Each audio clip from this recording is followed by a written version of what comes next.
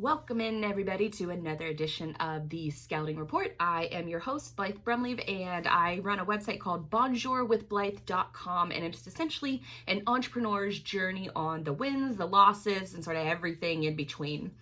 Now, with this show in particular, I've sort of been transitioning into this show for the last few episodes now. If you've been hanging with me, thanks for hanging with me. And if this is your first time here, this show, what I like to do with it is I sort of like to use my own personal everyday workday experiences and try to translate those into a methodology or really just tips that you can take from the wins and losses that I have personally experienced and develop those into your own strategy and how those could potentially help your own business. And I like to mix in a few, personal stories, one or two of those each episode as well.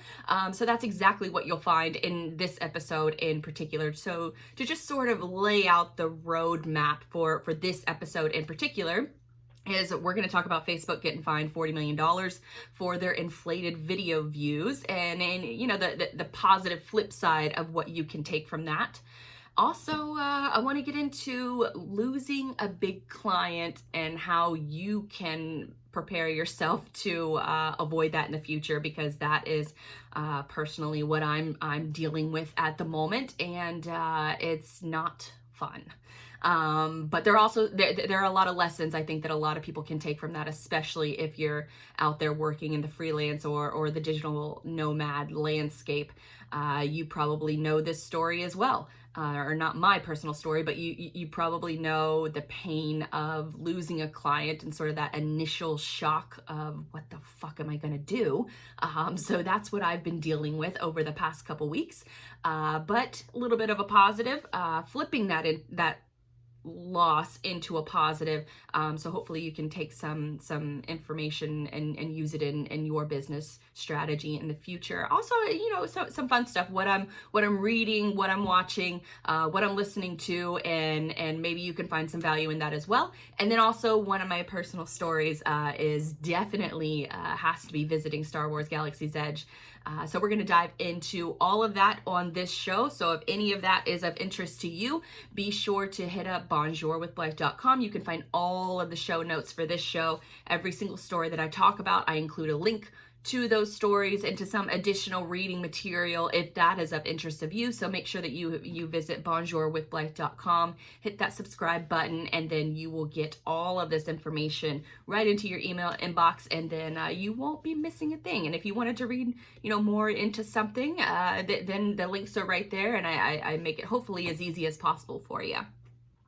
So let's go ahead and dive into our first story, and that's Facebook getting fined $40 million over inflated view counts. Now, $40 million sounds like a lot of money to the majority of us, right? But for Facebook, it takes about 16 hours for them to earn $40 million. And I actually had to look that up. Yes, it takes 16 hours for Facebook to earn $40 million. They earned $22 billion in profits last year. So this fine, that while significant to the majority of us, whenever you hear that number initially, it's a drop in it maybe is a drop in the bucket to Facebook's team. But to sort of back up and explain why they were fined this amount of money, this drop in the bucket. So Facebook, for a while ago, and especially if you're familiar in the digital marketing landscape, then you probably heard of the phrase pivot to video, and I'm using air quotes here.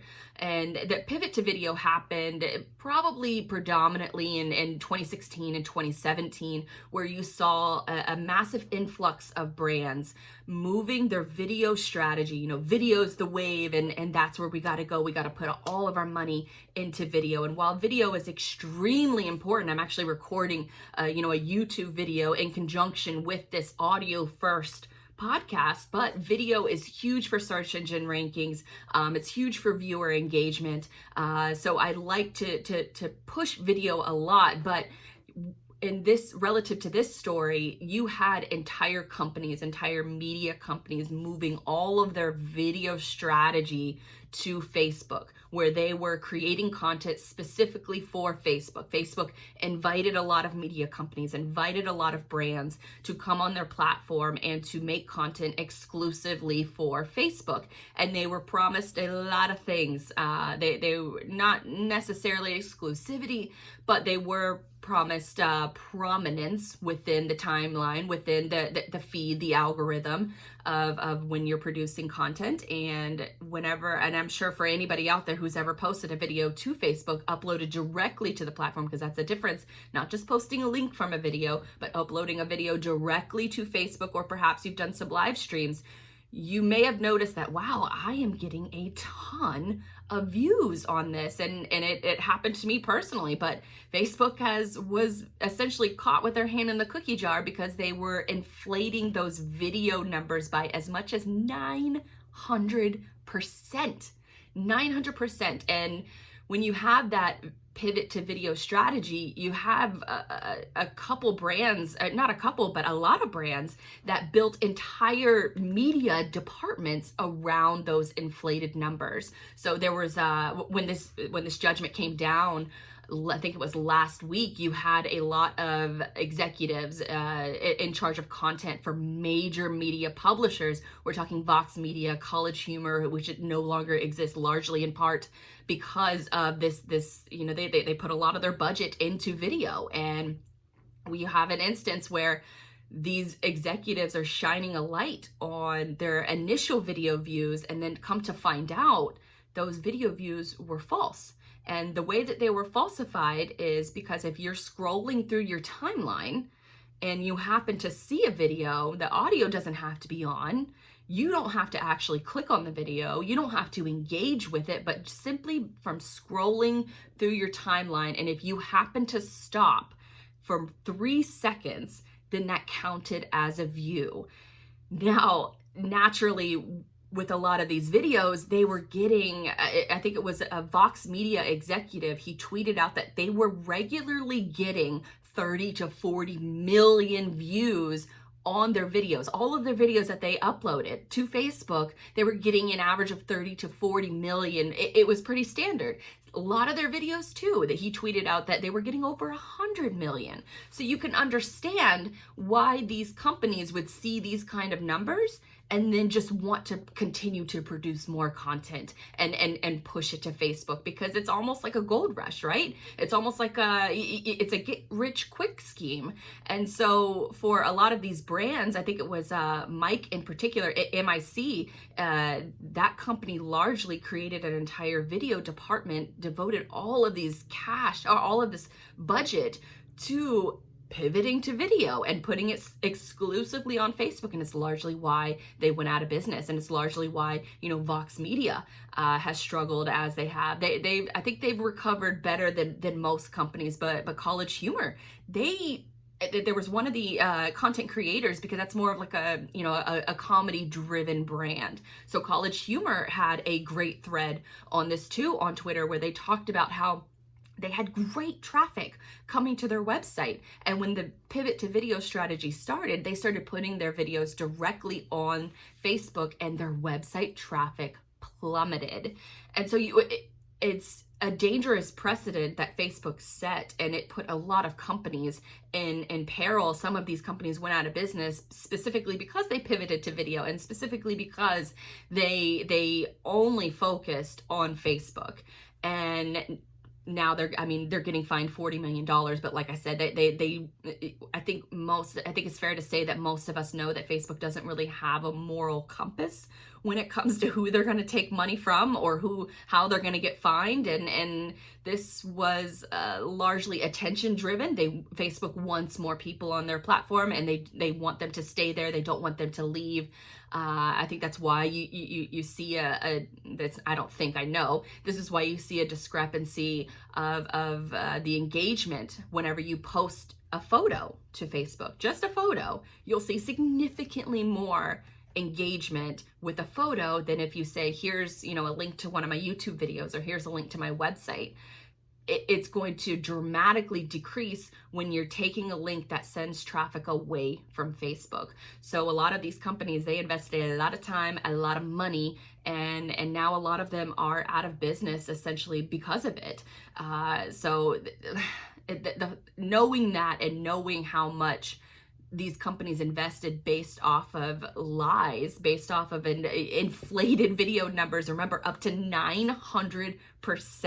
And Facebook is only essentially getting fined for 16 hours of work. So it doesn't seem sort of fair at all.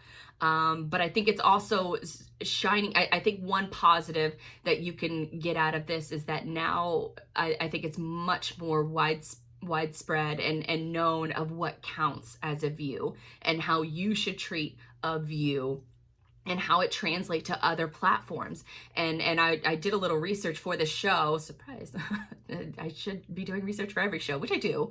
But I wanted to dig into what counts as a view on other social media platforms. Now, Facebook, IGTV, Instagram feed videos, and Twitter all count a view at 3 seconds, and the audio doesn't even have to be turned on. Now, as somebody who is, I don't want to say skeptical, but I go through sort of a love-hate relationship with social media. For me personally, I have seen great success from building a website and from investing in SEO. Social media is one of those things where you have to go where the people are. And when you hear numbers like that, it's incredibly frustrating because you do spend, as a marketer or as an entrepreneur, anyone that's trying to get the word out about their business or about what they offer, it's incredibly difficult because you're fighting for attention. And when it feels like you're getting a significant amount of more attention on one platform than another, it can be very easy to say, well, I'm just going to put all my eggs in this basket.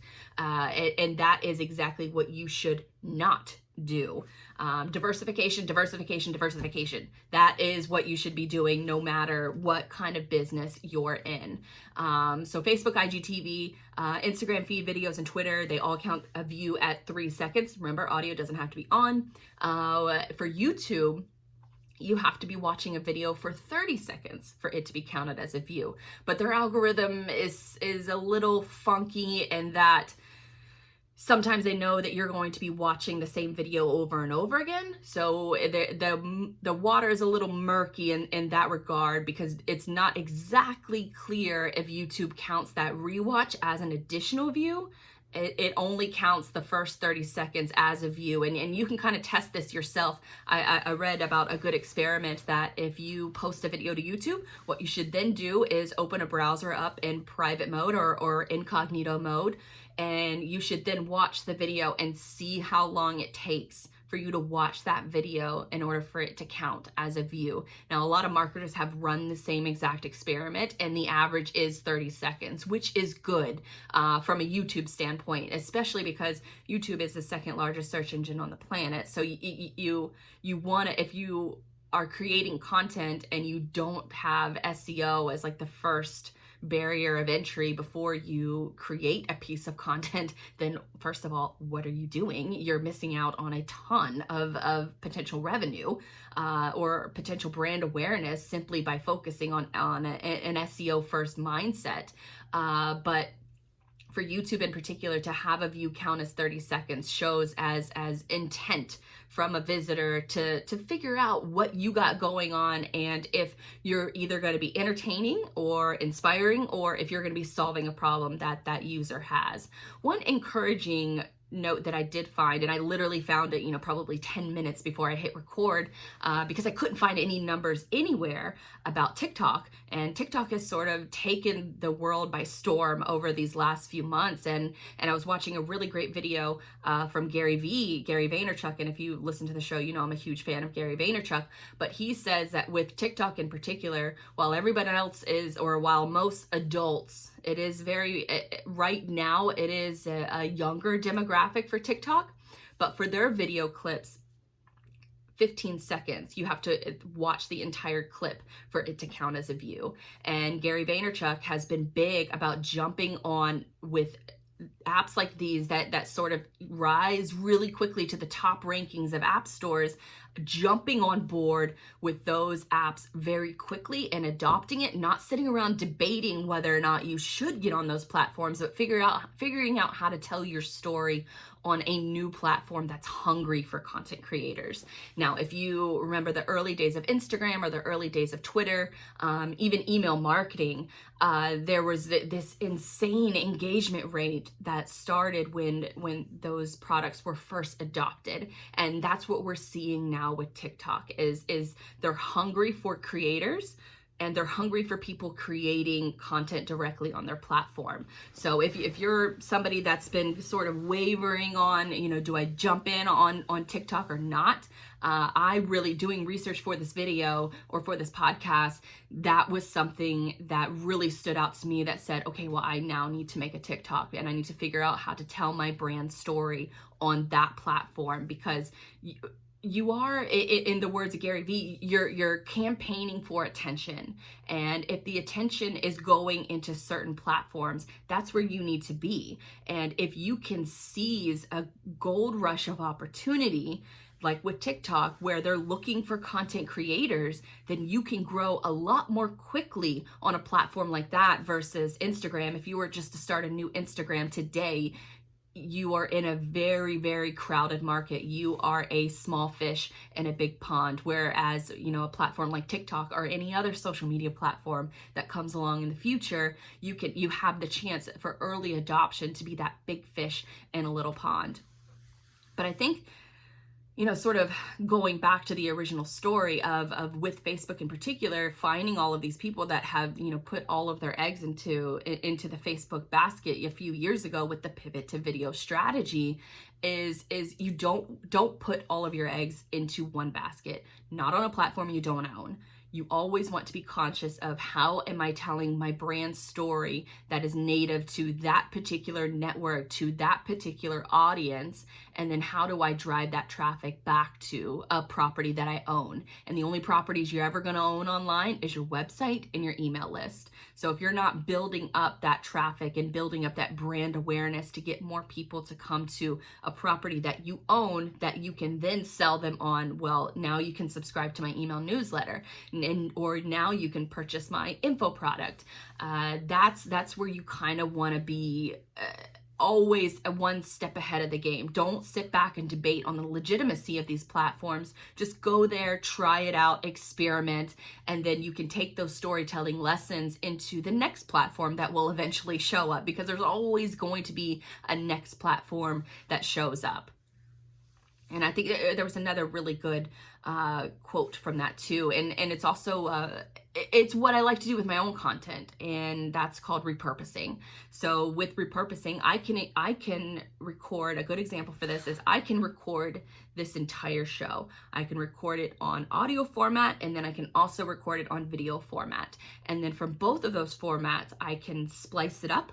I can cut it up into segments or 1-minute video clips, and then I can upload those videos directly to that social media platform of choice. Or I can figure out another way that my distribution strategy, it goes back to that as well. I can go back to my distribution strategy and figure out, okay, well, how am I going to tell the story on TikTok? How am I going to tell the story on Instagram stories?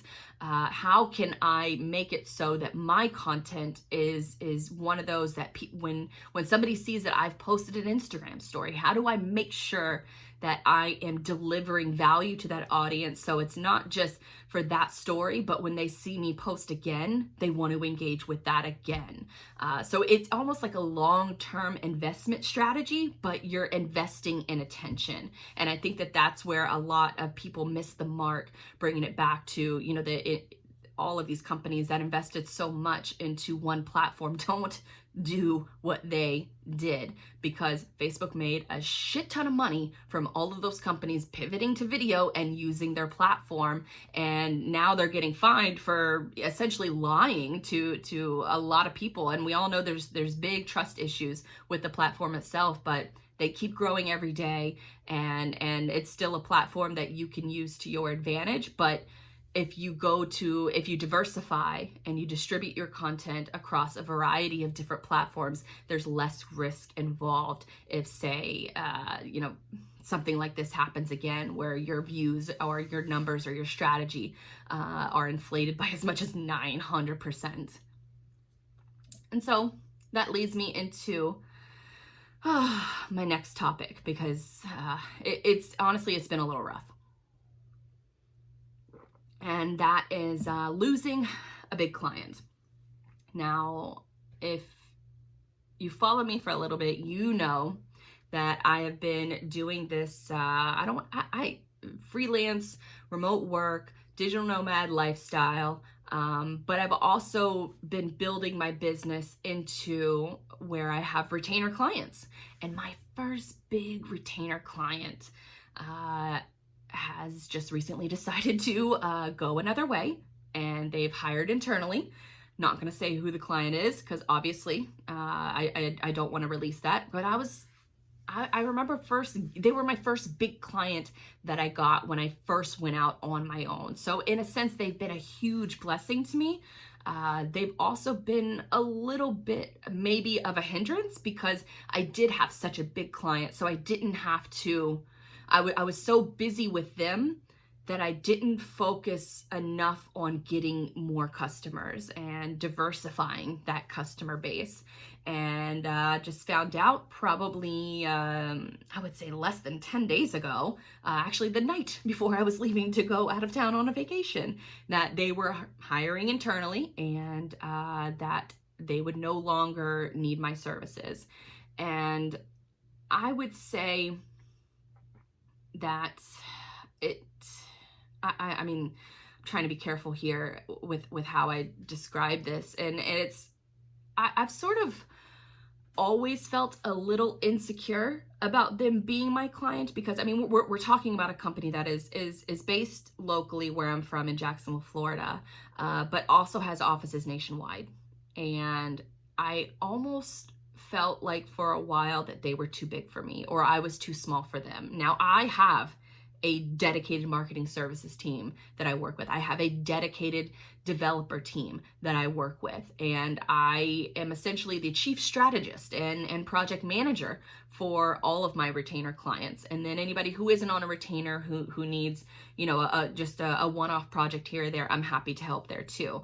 But I've always felt a little insecure about this particular client, because I've sort of felt like they needed to hire a big agency. They needed to hire somebody internal. And while they're not hiring a big agency, I still think they probably should. But they are hiring internally as far as development wise. But with me in particular, it's a one-woman show here. What you see is what you get. And I know that this is probably the better decision for them to make as far as hiring internally. But with this situation in particular, I was lucky in that the person who hired me ended up leaving this company earlier this year. And so when I knew that she was leaving, I said to myself, it was more my reality check earlier in the year. And I said, I got to diversify my client base. I can't risk losing one client and then that put me out of business, because if this company would have decided to go in another direction earlier in the year, I probably would be out of business right now. But they did choose to stick with me through their hiring process and through hiring, a new marketing manager, and stuck within that new marketing manager did stick with me for quite some time. But anytime new leadership comes in within a company, there's going to be some changes. And I completely understand that, because as somebody in a leadership role, you kind of want to bring in your own people, right? Like you have a certain way that you like doing them, right or wrong, and you want to have your own thing and sort of make your own mark. And that's really where this situation has led me, because they have decided to go in another direction. And I remember hearing this piece of advice over the summer, because when the old marketing manager did leave, I said to myself, well, I have to diversify. And I started making investments in technology, in workflows, in automation, like all of that. It sounds so boring, but it really has been something that's been a blessing in disguise, because even just a couple months ago, I'm questioning myself, like, why am I investing so much time and energy into this? Like, money is good right now. I shouldn't have to worry. But as I've heard before, the day that you get a new client is the day you start losing them. And if you have that mindset going in, like, obviously you never want to lose a client, right? But there's always going to be the, grass is greener on the other side, or I can do it better myself, or maybe, that this is an instance where, they need to hire a bigger agency. They need to hire somebody that's internal that can get something done, in less than 48 hours, which is usually our turnaround. Usually it's about 24 hours, to be honest. But I usually like to say 48 to 72 business hours is when any kind of new addition or support ticket will be taken, will be handled. So that sometimes speed is very important to a lot of businesses, and I'm hoping that they achieve that with their new person. But it's still sort of left me feeling, going back to that insecurity is I think was almost a stronger suit of mine, because I prepared, and I was lucky enough that I saw the writing on the wall and prepared for this exact thing to happen. Now, it's still a gut punch. No one wants to get that kind of news, especially the night before. I literally got this news hours before I was going out of town. And oh my God, it's just so, whatever. Still, like, having a plan in place now for this migration to happen into trying to keep this relationship in good standing. I'm the type that I never want to burn any bridges, and I'm never going to leave a company stranded.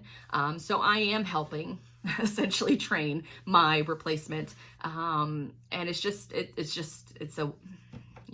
know a lot of businesses wouldn't do that, but I'm trying to put myself in their position, and that's what I think you kind of have to do as a marketer is you have to put yourself in position of the companies that you're helping, because the more that they grow, the more that you grow. And I can't change that now. I can't change that philosophy now, even though they've decided to move on from my services. So it sucks. It definitely it was a little bit of a gut punch, but I think, being, probably a week and a half removed from the situation, I'd still had a good vacation, which I'll get into in just a second. But I think that the biggest takeaway that I wanted you guys to grasp from this is, do not have all of your revenue tied up into one or two clients, even a handful of clients. Like, as much as I've been preaching about diversification as far as your social media strategy is concerned and your marketing strategy should be concerned, you should absolutely do that with your client base too. And it's really sort of knowing in the back of my head that this was going to happen for the better part of this year.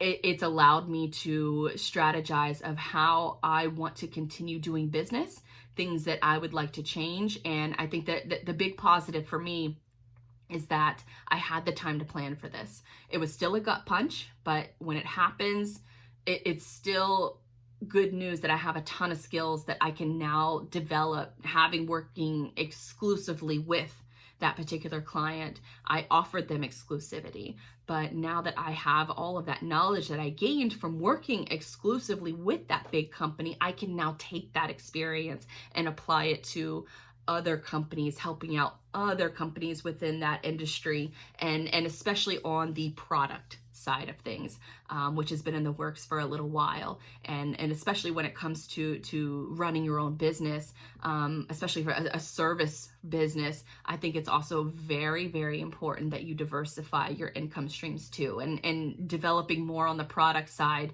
of things, where I can not feel, I guess, as guilty about working with other essentially competitors of my clients.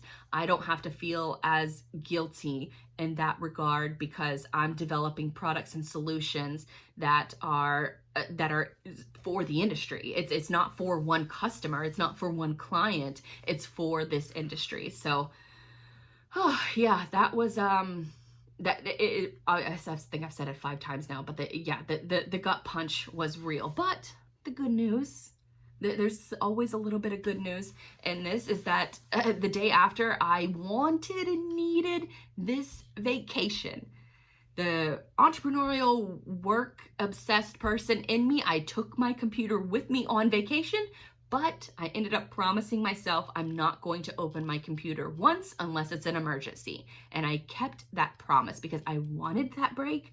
I needed that break. And without it, I don't know that I would have this clarity to move forward with sort of a reignited passion for the work and the lifestyle that I want to live as an entrepreneur, as a freelancer, as a digital nomad. This is the clarity of what I needed to move forward, which sort of leads me to my next point, and that's Galaxy's Edge is the motherfucking shit. Let me tell you, because first, let's back up a little bit. For those who don't know, I'm a huge Star Wars fan, and earlier this week, we had a new trailer, the final trailer for the final movie of a decades-long saga being released during Monday Night Football on Carrie Fisher's birthday. Like it was, I mean, the Monday Night Football game was shit. The Jets got stomped by the Patriots, of course. But in this instance, during halftime of Monday Night Football, it's sort of one of my favorite things that Disney does with Monday Night Football. ESPN is a Disney-owned property, and during Monday Night Football halftime, they have made a habit, I think this is their 3rd or 4th time, where they have released a major trailer to a major movie during halftime. So what happens is that everybody is on the internet, especially on Twitter, everybody is waiting for this trailer to drop. And then when it does drop, it's just like a feeding frenzy on Twitter, and everybody's reacting to it. And it's almost like it's like you're watching it in a room with all of your best internet friends. And it's something that I really enjoyed when they did it with The Force Awakens. They also did it with Aladdin, and then they definitely did it with Rise of Skywalker trailer. So that was super exciting, and that was just a few days after I got back from visiting Disney World's new land in Hollywood Studios called Galaxy's Edge, and it's a land dedicated to Star Wars. It's one of the more beautiful lands, attention to detail, that I've ever visited, and I think it's sort of stepping into a new realm of what theme parks can provide and the experience that they can provide. Because I chose this particular land opened up over is it Labor Day weekend? Yeah, Labor Day weekend, late August, early September. So it opened up over Labor Day weekend, and I didn't want to go during that. I'm a Disney annual pass holder, and I didn't want to go that weekend because in my brain, like, Star Wars is an insane property, like it's insanely popular. So I don't want to show up on opening weekend. I want to be able to enjoy the experience. I want to be able to get on a ride without waiting 4 hours to do it, because I absolutely refuse to wait longer than really an hour for any ride. Most of the time I'm so spoiled with fast passes and scheduling those fast passes out that if it takes longer than 30 minutes to wait for a ride, I'm out. I am not doing it. So with this land in particular, I chose these dates well in advance. I started planning this trip probably in around May, when most of the big news dropped of the exact dates that Galaxy's Edge was opening.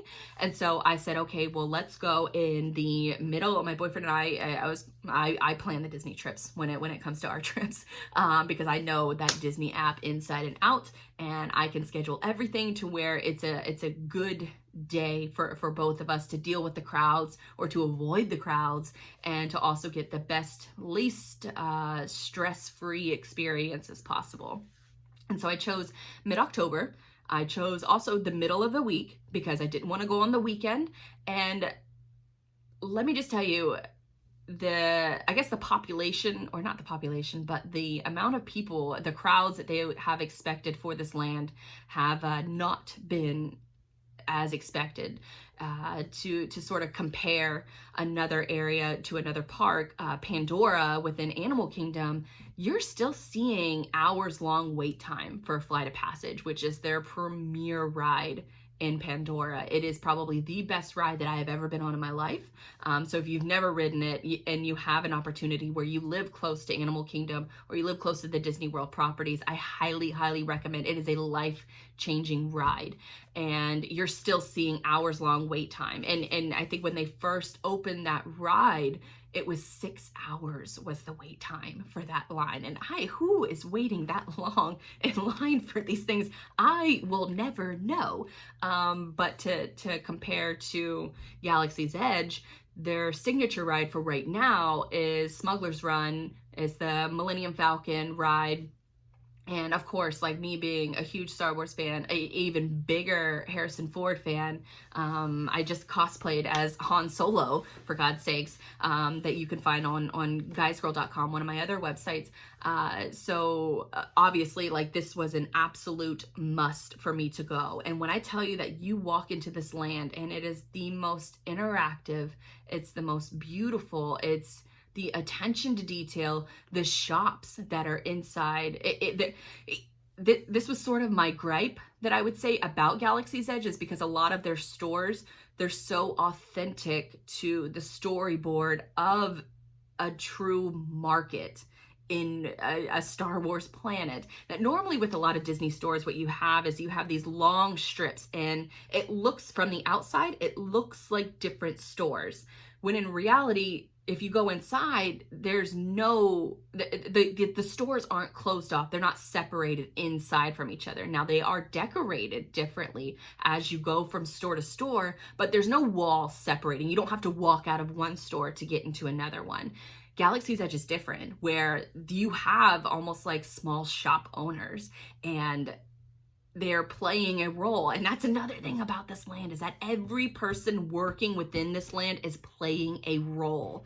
So there was an instance, and I put it up on my Instagram stories, of Kylo Ren. Kylo Ren is walking around and he is surveying the property. He is surveying you in Galaxy's Edge. And Galaxy's Edge. And he walked up to me as I'm filming him, and he's talking to a couple different stormtroopers, and he's saying, I want surveillance on this woman. I want to know where she's sending this video feed. And he's in total character. There were other people that are bartenders at Olga's Cantina are in character the entire time. There's one of the drinks that they serve inside Olga's Cantina, which is an alcoholic, not an alcoholic bar, but they serve alcoholic drinks inside Olga's. And one of the guys that was standing next to me at the bar, he asked the bartender, he was like, well, what's with the dry ice drink? And the bartender's like, what's dry ice? And it's clear that one of their drinks they're using is dry ice, but in character, he's not going to talk about that. He's not going to mention the ingredients in the drink unless they're Star Wars related. And one of my favorite parts, and sort of like my super nerdy moment, is when I finally saw Rey. And Rey is essentially her story for Batuu, because this is the land of where Galaxy's Edge takes place, or the planet that Galaxy's Edge takes place is on Batuu. And essentially Rey is surveying the landscape and getting intel, and we see her character, and she's hiding, and she's almost like a sniper without a weapon. Well, I mean, she has her staff, but she's literally like scoping the ground, sneaking around. If you ask her a question, she's technically not allowed to answer it because she's in full character.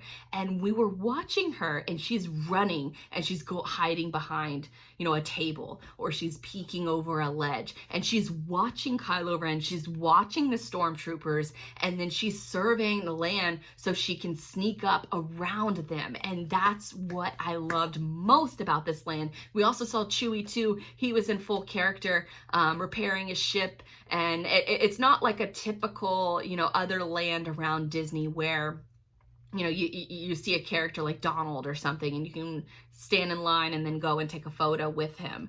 They I saw one person in particular because she was hanging behind a table and kind of hiding, and there were people sitting at a different table just a few feet from her. And so what one of the guys did is that he couldn't, take a smiling photo with Rey, so he went down and he stood right, or sort of knelt down right beside her and is peeking over and watching where she's watching, and that's how they got a picture. And you could tell that the character themselves, they know what's going on, so she probably sat there and waited for him to get the picture before she snuck off and went somewhere else. But it was kind of thrilling to be a fan of this franchise, be a huge fan of Rey, see her in character at this land in this environment, and then you can chase her. Like, I mean, I didn't chase her, not really. Followed her is probably a more appropriate term of what happened. And I followed her just, for a little bit, maybe like 15, 20 minutes. Not creepy at all. She didn't notice me. I wanted her to notice me. I wanted to get a similar picture as that one guy did, but I think it was one of those just Disney magic moments where you just had to be at the right place at the right time. It's a super interactive land. We also got to take part in the droid factory, where you could go and you can build a droid. And how this process sort of works is that you have to make a reservation. Reservations are hard to come by, especially for the lightsaber area. I think that's not the droid depot. That's a different part of Galaxy's Edge. But we signed up specifically for the droid depot and got to go in, and you can choose if you want an R2 model or if you want a BB-8 model. We chose the R2 model because, from what the person told me, even though I love BB-8, I love R2-D2 too, but I just love BB-8 a little more.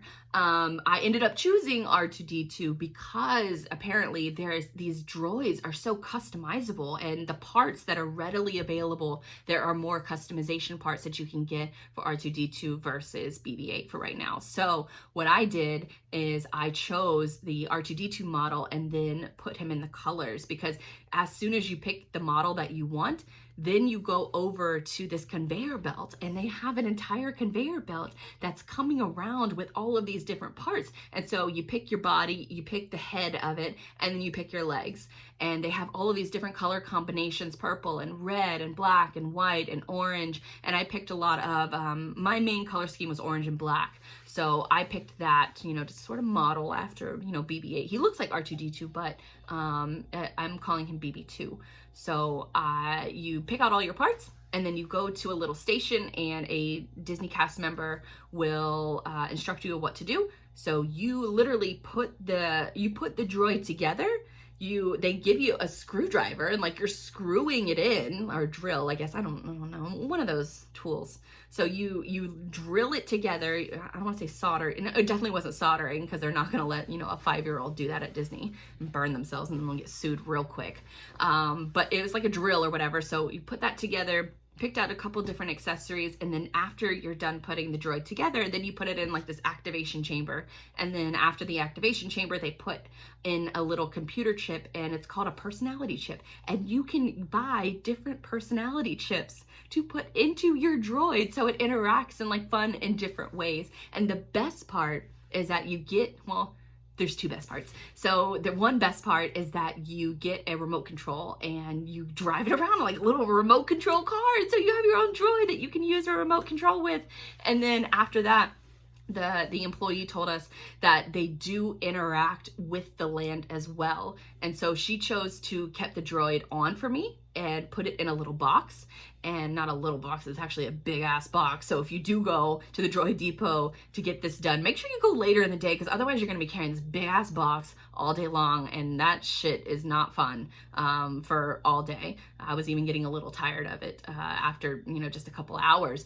But while my little BB-2 was in the box, you could hear him like making his noises and moving around inside the box, because he's interacting with Galaxy's Edge, the land. So that was really, really fun. I would absolutely, definitely go to Galaxy's Edge again, especially when their premiere ride, which is also the rumors of why, attendance has been sort of not as much as Disney expected for the land, is their ride Rise of the Resistance, which is supposed to be a game changer as far as rides are concerned, especially for that area of the park. And if if my experience within that part of Hollywood Studios is any indication that this ride, Rise of the Resistance, that opens up in December, then it should be a game changer as far as rides are concerned. And it might be one of those rides that does end up being like Flight of Passage and Pandora, and it's going to be a 6-hour long wait. But if you plan your trip, appropriately, using Disney gives you so many opportunities to plan your trip effectively, where you don't have to wait in 6-hour long rides or 6-hour long wait times. You probably would barely have to wait for an hour, or 15-20 minutes is usually the most wait time that you'll have with a fast pass. But also going on during that time too is Epcot Food and Wine Festival, which is fantastic. And if you've never had an opportunity to go to their Food and Wine Festival, it's so much fun. So many different countries are represented there. You can try food and drinks from all over the globe. And it's one of those events that I'll go to every year for the rest of my life. Like it's that fun. So Epcot Food and Wine Festival, Galaxy's Edge, obviously were a ton of fun. And then when we got back in town, my boyfriend kind of like sat me down and after this trip, and he's like, I think I'm okay with going to Disney only once a year. And we're both annual pass holders. We haven't been to Disney World since February. So for me, I had this just sort of look of betrayal on my face, like, what the fuck are you talking about? And he looks at me, he's like, well, how often would you want to go? And I'm like, all the time. I didn't want to leave in the first place. And it's sort of funny to like look back on now, because at the time I was just low key like insulted. Like, how could you tell me you're only going to go once a year? Are you out of your mind? Like, we're probably going to go again before the end of the year, because I definitely want to ride that Rise of Resistance ride. But Disney World is just that place for me. It's the best chefs on the planet, the best customer service in the world. It's the attention to detail, not just with Galaxy's Edge, but with every other. Disney is always trying to push the boundaries as far as the experience is concerned. And for me, for a long time, especially during like my struggle city times, I always said, I'll know that I've made it when I can afford Jaguar season tickets and a Disney annual pass, and I can afford them both at the same time. And when I got to that mark about a year ago, that's something that I never want to lose. And it was almost like the pinnacle of, I'll know that I've made it if I can get these two things. And I have those two things, and I'm very fortunate to say that I can budget for a couple Disney trips a year. But it's like a drug that I need a regular fix for. And it's damn near a full-on process to get me to leave, because on the last day, it's just, I'm very sad. I'm taking my time packing. I always want to go to, the hotel resort bar or their pool and just, let's just have one more drink. And then when it's time to pack up the car, it's let's just go to Disney Springs just for a little bit.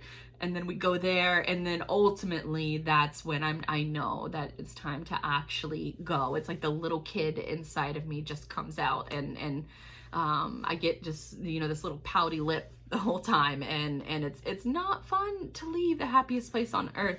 And every time I leave, I always just think about the time, how much fun it's going to be to come back, and it's that place for me. And I know a lot of people probably don't understand, and you probably maybe have already clicked off of this podcast because you've heard enough of Star Wars and Galaxy's Edge talk. But now is probably a good time to get back into more of that marketing news that you're probably listening to this podcast for to begin with. And now I want to get into sort of the latter part of the show, where I talk about what I'm reading, what I'm watching, and sort of insight that you can take from that experience. Or not experience, what am I even talking? See, I'm still in like the Galaxy's Edge brain right now. But as far as like what I'm reading and watching, this is all content that I have digested post vacation. So I think that hopefully you will find it insightful as well. Considering that we're listening to a podcast right now, I wanted to share a couple factoids of a Twitter thread that I will put in the show notes so you can get the full grasp of it. But Barstool CEO Erica Nardini, she was sharing some of her insight on podcast media and advertising metrics. And she had a really great Twitter thread, I think it was like 11 tweets long, of just basically like breaking down the importance of when you're creating content, create that content for your audience. If you don't have that intimate relationship with them, you're never going to be able to monetize in a way that's super long lasting. And the reason that she was saying this is because she was speaking at the Interactive Advertising Bureau's podcast Up Front. And she basically, what sort of resonated with me, and after, to give a little background, and for those who don't know, regularly every quarter here in Jacksonville, we host podcaster meetups. And one of the top questions that we get asked at every single meetup is, how do I make money? And some of these people haven't even launched their a show yet, but they're already concerned about how they're going to make money. And that is the exact opposite of what you should be thinking. And what Erica sort of nailed down, and why, the Barstool all of their podcasts within their platform have been so successful, is because the host and the audience have developed that intimate relationship well before they ever started selling to them. And if that relationship doesn't exist, that intimacy between you and your audience, you're never going to make a dime. And I think that goes to say for a lot of content that's created online, but specifically for podcasts, because podcasts feel like you're inviting someone into your home to sit at the dinner table to have a discussion. Podcasts just have that intimacy where you can, it's also non-disruptive, right? So you can do the laundry, you can cook dinner, you can do all of these things and listen to a podcast. You don't have to, unlike video, unlike, reading or anything like that, you have to ignore everything else and pay attention to that medium. With podcasts, it's completely different. Like, you can listen to a podcast and not have any distractions at all, or you can keep going with your daily life. You can, put on a podcast before you, drive into work, or before you really get your workday started. So podcasting and the growth of podcasting continues to ever evolve. There's also new data showing that more women are listening to podcasts, evening that gap and making it more lucrative for those advertising dollars, which is expected to grow by 17% in 2020. So, as Erica highlights, people want to feel like they're having a conversation with someone. And so if you have that intimate relationship with your audience, then the money will come. You just don't worry about it at first. Like with this show, I'm not making a dime off of this show, but I know that it's an investment in the future of my brand as a whole, as an entrepreneur, as a business owner, as someone who's navigating this landscape. Hopefully I can be that voice, and that you can relate to the same struggles that I have. At least that's really, what my goal is with that. So it's just know that focusing on your content first will have monetization opportunities in the future. So if you want to read that Twitter thread, like I said, it's 11 tweets long. I didn't want to just read a bunch of tweets during this show. So I'll put a link to the rest of that thread in the show notes. So be sure to check that out. Next up that I want to sort of shine a light on is how to spot fake news. We talked about Facebook earlier in the show. So this feels like a good time to mention that unless you've been living under a rock, you know that we're going to have another election in 2020, and just as not just specifically election related, but just general news related, is becoming increasingly difficult to spot fake news, especially when you're the type of user that only reads headlines. And what a local woman here, Emily Drums, who is fantastic. She's a reporter for the Florida Times-Union, and I believe she's also president of the Florida Journalists. I'm blanking on the official name, but she's president of a group that represents journalists within the state of Florida. And in order to combat fake news, they have actually trademarked the phrase fake news. So anytime the president or other entities try to use the term fake news, what they can do is they can hit them with a cease and desist. You can check out their website, fakenewstm.com. And I just think it's really great. I think it's really great that people have seen a problem within media consumption, within the news industry of spreading propaganda and falsified news and having a solution to it instead of just continuously bitching online about it. Like, people are obviously still going to bitch online about fake news, but this way you can't have a situation where, like, the president can use that phrase and call out a media organization and say that they're fake news when they're telling the truth.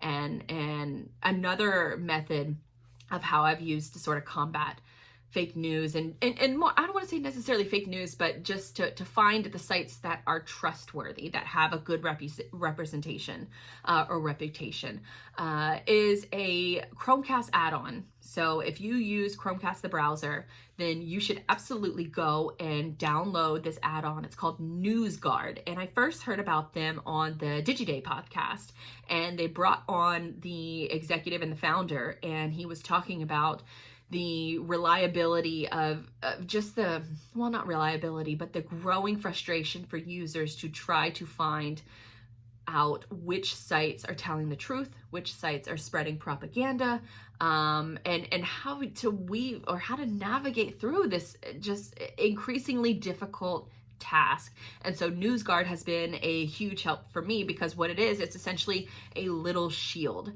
And once you install the shield, then for all of the links that you see on your Google search results, all of the links that you see on Facebook or any other social media platform, it will have a shield, and the shield will either be red or it'll be green. And obviously red is bad, green is good. And if you notice a red beside it, then that news organization, quote unquote news organization, regularly publishes falsehoods or propaganda. And they also have a team of a human team, not just bots, because that's the problem with a lot of these social media networks, is that they have it's all automated and it's all driven by bots over what news can be published and what can't. And it's a huge problem for these platforms, but it's a huge problem that they've created and they've largely ignored for a very long time. So we've had to have third-party sources like fakenewstm.com and also this NewsGuard Chromecast add-on, which they call themselves the Internet Trust Tool. So if you've never heard of them and you're struggling with that, knowing what's real, what's propaganda, I would highly recommend adding NewsGuard Chromecast to your plugin. And they're not paying me to say that. I've been using them for about 6 months now, and I find it extremely valuable. And the good news is that their human team that they work with, if you have, say you're running a media website and you fall victim to fake news and you publish essentially the incorrect story right on your website, and maybe it's happened to you a handful of times, maybe you should practice good editorial structure, but that's for another day. But they have NewsGuard with this Chromecast add-on. They have methods. They also have a website too. So they have a method for publishers to get back in the green. So you can go from green to red, and you can also do it vice versa. So they have a plan to say, even if you have a red shield next to your website or next to your link, there is a clear path to get that to a more trustworthy score if it matters to you and your company. So it's just it's a way for regular folks like us to be able to quickly look at a headline and to know whether or not that site is trustworthy or not. So like I said, it's been a lifesaver to me. I found great value in it, so maybe you will too. And the last thing I want to mention as far as what I've been watching is something I never really thought I would say, because I'm not really a fan of the big news networks. I think they're all pretty crummy. I think they all sort of follow the same business practices, just fake outrage and just playing on people's emotions. But one company that has really, really surprised me, especially in the YouTube game, is CNBC, because they have been pumping out some killer business videos. And if you are a business junkie like I am, maybe you want to know, maybe you don't necessarily want to know what the market is doing every day, because that's kind of a snooze fest. But you want to know a little bit of background on a business. And one particular video that I just saw earlier this week, I'm somebody who works in logistics and transportation, and they did a video on the business of Amazon returns. And I thought it was so fascinating, because they talk about how inefficient return logistics costs everyone. The people, business, the environment, it's a huge problem. There are warehouses all across this country that are dedicated just to holding returns, that these companies can't do anything with this product and they're holding just returns, or they're having mass liquidation sales. And remember, this is independent of Amazon. So you may have bought this item from Amazon and Amazon decides to return it, but they can't resell it. So what they do is they sell it to a third party, and then this third party, what they will do is they will either turn around and sell it online, which sometimes contains expired food, which is a big problem right now, or some other companies will just literally burn up all of their returns. So they talk about the business of Amazon returns and how it affects everyone. And there were a couple numbers that they threw out within the video. And like I said, this video is packed full of useful information, just fascinating information. They said 79% of customers want free return shipping. And it's also why Amazon has purchased their own trucks, which has, sort of the logistics landscape is a little bit nervous about Amazon focusing and bringing all of their shipping in-house, which, if you learn anything about my story that I talked about earlier in the show, is you start losing a client the day that you get them. And for a lot of these shipping companies, specifically with UPS and FedEx, they have been milking that Amazon money for a long time. And now Amazon is bringing all of their shipping in-house. They're buying their own trucks, they're buying their own delivery vans, and they're really focusing on also the reverse logistics aspect of handling returns. And one thing you might have noticed if you're doing, a 2-day shipping or whatever, and you want to return an item, is now you get the option to return it to a retailer like Kohl's. And I thought that this was so fascinating because there was one of my returns that I had as of late that the only return option was to return it to Kohl's. And I thought, well, first I'm like, this is bullshit. Like, I just want to return it to whoever the hell I bought it from. Like, I don't want to go into a retail store. Like, what's the goal for Kohl's to do this? And so I'm already a little annoyed that I have to go to Kohl's in order to return a package. So what I do is I walk into Kohl's and they have a dedicated desk, and you hand over the package. There are two people standing at the desk handling just this. I mean, we were the only people that were in there returning something at that moment, but it was one of those situations where it's kind of like, how does this even make sense for you guys to dedicate employees to this? Well, whenever they give you your receipt after you've returned the package, they also give you a coupon for 20% off of anything you buy in the store. And that's when it clicked for me, because as they highlighted in the video, there's a ton of retailers, especially the brick and mortar stores that are struggling with foot traffic. They need to get people into their stores. So more partnerships like this, like Amazon and Kohl's, is beneficial to both. So while Kohl's is benefiting from this return partnership with Amazon for right now, they might not always benefit from it in the future, but for now, it's working out for both parties, where the stores need the foot traffic, and if you return it in the store, it's super simple and you get a discount within the store. So it's win-win, because Amazon doesn't have to handle that reverse logistics now, and Kohl's is getting foot traffic within their store. There's also, I believe, other retailers are implementing this same sort of strategy with other vendors. So UPS and FedEx have both either launched their own programs like this, where they're partnering with a retailer in order to handle returns. But it's just, this video in particular, it's a fascinating watch, and it's just one of many videos that CNBC has been releasing that are quick but intriguing deep dives into modern day business. So hopefully if you check out the show notes, you'll be able to watch that full video, and then maybe check out some of their other videos, which I honestly, at nighttime, right before I go to bed, I'll connect to my Chromecast, pull up YouTube, go to the CNBC channel, and I'll just set up my queue, and I'll watch, I'll set up, 5 or 6 videos of the night. They're just watching business videos, and they all play in a loop, and they're all really, really good. So highly advise you to check those out. Now let's get into the final portion of the show, and this is where I like to talk about what's coming up next. And what's coming up next for me is, so I've recently signed up with CoSchedule, and CoSchedule is a marketing company. It's a marketing software company that helps you distribute your content out to all of your social media platforms, but also helps you schedule it out more regularly and frequently so it doesn't look like you're taking a vacation for a week. You can still have content publishing on the regular.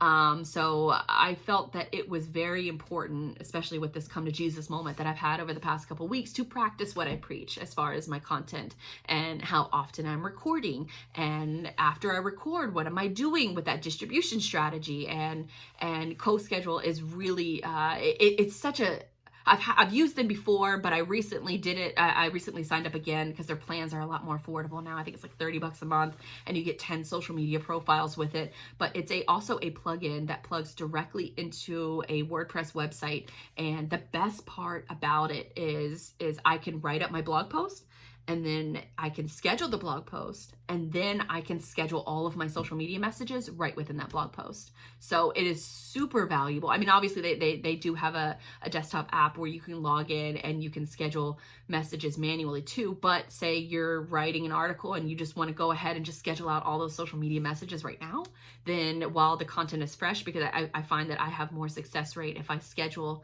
the social media messages immediately after I get done writing an article, because then that content is fresh, the quotes are fresh, the key points within a show like this one are fresh, so I can really get out multiple messages on social media, exclusive messaging for each particular platform. Like what I say on Twitter is not going to be the same thing that I say on LinkedIn, and that goes for every platform. So they really, really help out in that regard. So I'm getting more, as you know, the end of my 2019 goals, and especially going into 2020, I'm really going to be focusing hard on practicing what I preach when it comes from a content marketing perspective. I think as business owners, it especially for marketing agencies, it becomes increasingly difficult to focus on your own content when you're throughout the day and throughout the weeks and the months, you're focusing on your clients' content, you're focusing on their goals. And sometimes you got to take a step back and you have to invest in yourself too. So it's important to take off, set aside a certain day of the week, maybe a couple days a month, to do batch editing, to do batch recording, to do batch social media messages. And that's what I really love about using CoSchedule is not only can you batch those social media messages to send out, at the immediate level months from now, they also have this tool called Requeue, which I've started to experiment with. And basically what they do is they monitor your social media platforms. They find out what messages have performed the best.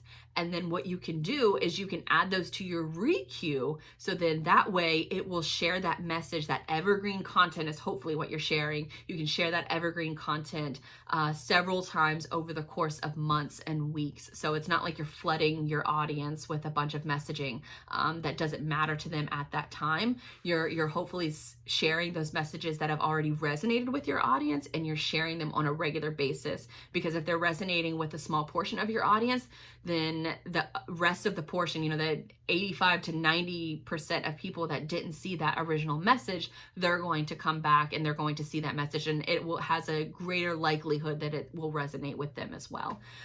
So practicing what I preach, and then also this god dang e-store is kicking my ass. I don't know if anybody has launched an e-commerce store, but it has been a challenge, and but the light is at the end of the tunnel, because hopefully by November 1st, we will have a fully fledged e-store that launches on digitaldispatch.io. That is my logistics and transportation website. I help build website strategy, marketing strategy, custom development, project managers, essentially anything that's digital media related, I can help you with if you're in the trucking and transportation logistics space.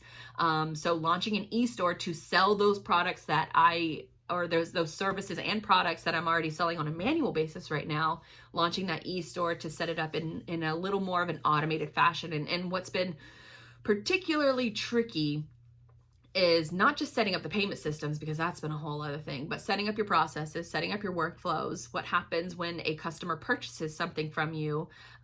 Is it subscription based? Is it a one-time fee? Can you have both of those items in a shopping cart at once? What does the contract look like? What do the terms and conditions look like? There's all of these little nuances that you don't really know about until you're just elbows deep. So that is the light. Like I said, the light is at the end of the tunnel. Looks like we're going to hit that, knock on wood, November 1st deadline to get it launched to the public.